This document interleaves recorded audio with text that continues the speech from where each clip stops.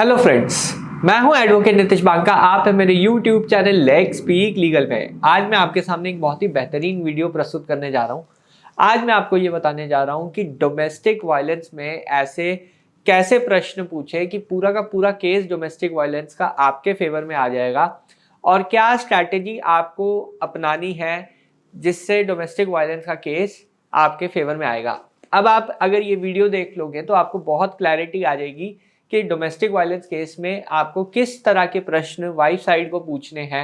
और अगर आपके वकील साहब नहीं पूछ रहे हैं तो आप ये वीडियो दिखा सकते हैं और कह सकते हैं कि ऐसे प्रश्न, ऐसी स्ट्रैटेजी आप जो है अपनाइए। तो इस वीडियो को जो है आप कहीं सेव कर लीजिए, डाउनलोड कर लीजिए, क्योंकि आगे ये वीडियो आपके बहुत काम आने वाली है। तो चलिए शुरू करते हैं ये वीडियो। इसके अलावा मैं आपको सजेस्ट ये करूंगा कि मैंने एक डोमेस्टिक वायलेंस पे एक स्ट्रैटेजी सीरीज शुरू की है, डिस्क्रिप्शन बॉक्स में उसका लिंक है, आप उसे सब्सक्राइब कर सकते हैं। तो आपको जो है हर दूसरे या तीसरे दिन मेरी तरफ से मेल आएगी और अलग अलग स्ट्रैटेजीज जो हम डोमेस्टिक वायलेंस में यूज करते हैं वो आप तक फ्री ऑफ कॉस्ट पहुंचेगी। तो ये चीज का रखे ख्याल। तो मैं अभी शुरू कर रहा हूँ ये वीडियो को। इस वीडियो में मैं आपको ये बताने वाला हूं कि क्या आपको क्वेश्चंस पूछने हैं डोमेस्टिक वायलेंस के केस में कि पूरा केस ही आपके फेवर में आएगा, आप जो है पूरे केस के कंट्रोल में होगे और केस आप जो है जीत ही जाओगे। अब यहाँ पे जो है इम्पॉर्टेंट चीज ये है कि सबसे पहले आपको एक list of dates and events बनानी है। यानी आप जब पत्नी के साथ रहे तो किस किस दिन क्या क्या हुआ, घटना क्या क्या हुई, वो सब चीजें आप उस लिस्ट में डाल दीजिए। अब इसमें पॉजिटिव इवेंट्स है, जैसे कोई फेस्टिवल है या फिर ट्रैवल है या फिर कोई घर में फेस्टिवल हुआ है या घर में कोई पूजा वूजा हुई है या कुछ ऐसे इवेंट्स हुए जो आप दोनों ने एंजॉय किए हैं, वो इवेंट्स जो है अलग कर लीजिए। और उसके साथ जितनी भी फोटोग्राफ्स हैं, क्योंकि आजकल मोबाइल हर जगह है तो वो फोटोग्राफ्स ईजी है आजकल निकालना डेटाबेस से, ये सारी फोटोग्राफ्स और इवन मैसेजेस, अगर कोई पॉजिटिव आप दोनों के बीच में वार्तालाप हुई है, व्हाट्सएप पे हुई है या नॉर्मल मैसेज पे हुई है या इवन कॉल रिकॉर्डिंग भी है आपके साथ, वो सब जो मटेरियल है आप बिल्कुल अलग कर लीजिए। ये मटेरियल आपके काम आएगा। अब जो है मैं आ रहा हूँ ये मटेरियल कैसे काम आएगा उस पर आ रहा हूँ। अब जब आपने सारे पॉजिटिव इवेंट्स वगैरह निकाल दिए हैं, आप इस पॉजिटिव इवेंट्स को कंप्लेंट के साथ कंपेयर कीजिए। कंप्लेंट्स में आपके डेट्स लिखी होंगी, बहुत सारी डेट्स होंगी कंप्लेंट के अंदर। अगर वो कहती है कि जी 30 तारीख को मेरे साथ मार पिटाई हुई और आपके पास रिकॉर्ड है कि 1 तारीख को आप लोग साथ कहीं घूमने गए या रेस्टोरेंट में गए, उसका बिल है आपके पास, या फिर कोई फोटोग्राफ है आपके पास, या कोई ऐसा इवेंट हुआ जो उसने एंजॉय किया कुछ ही दिनों में, ये ऐसा ज़रूर होगा, डेफिनेटली होगा। अगर आप चेक करोगे, दोनों चीज़ों को कंपेयर करोगे, आप हैरान हो जाओगे कि जो कंप्लेंट में डेट्स लिखी हुई हैं और जो इवेंट एक्चुअल में हुए हैं उसमें ज़्यादा डिफरेंस नहीं है, 4 या 5 दिन का डिफरेंस होगा। मेरा एक क्लाइंट थे, उनके अगेंस्ट ऐसा ही हुआ था और उन्होंने जो है ये लिस्ट ऑफ डेट्स पूरी बनाई थी।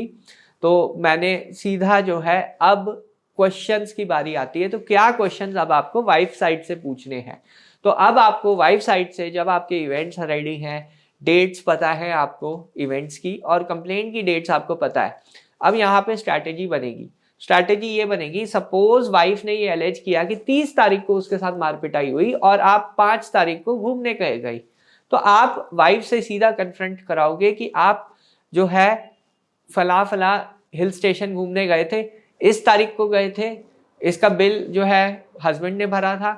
आंसर हमेशा हाँ ही आएगा क्योंकि ऐसा हुआ था इवेंट, तो झूठ बोलने का चांस ही नहीं है। अगर झूठ बोलती है तो फिर आपके पास नेक्स्ट स्टेप रहेगा कि फोटोग्राफ्स और बिल्स आपके पास हैं, आप उनसे कन्फ्रंट करा सकते हो, तो वहीं उसका झूठ पकड़ा जाएगा। झूठ तो बोलेगी नहीं, सोच भी नहीं सकती झूठ बोलने की, पर आपके पास एविडेंस होगा और वो एविडेंस आप बाद में एग्जिबिट करा देना क्रॉस एग्जामिनेशन में। अब जो है, अब इधर जो है आप कह रहे हो कि 30 तारीख को आप के साथ मारपिटाई हुई, ये बात तो सही है ना, तो वो सही बोलेगी क्योंकि वो कंप्लेंट में लिखा हुआ है। फिर आप बोलोगे कि 5 तारीख को आप लोग हंसी खुशी हनीमून पे गए, ठीक है ना, और उस हनीमून की पिक्स से दिखाओगे कि आपके जो फेस पे या कहीं पे भी कोई इंजरी के मार्क्स नहीं है, ये बात तो सही है ना।